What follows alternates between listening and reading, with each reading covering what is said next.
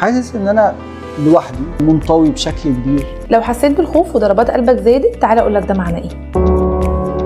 الدوشه اللي جوانا نوقفها ازاي؟ اللازمه دي ممكن تكون حركيه او صوتيه. انا ليه بختار الناس التوكسيك؟ مين فينا في حياته ما عداش بصدمات؟ طب اكتشف منين ان ده مجرد حلم ولا دي حاجه حقيقه؟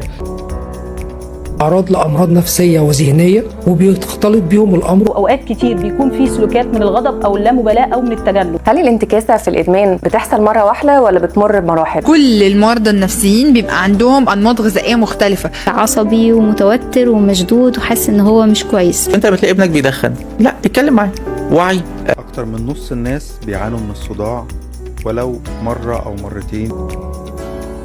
هنا بدأ الحلم بإنشاء يوتوبيا، إن إحنا ننشئ أول مركز متخصص في الأعراض النفس الجسمانية. تقدر تشرفنا في أي وقت والفريق كله هيكون في مساعدة حضرتك، وشكرا جدا ليك.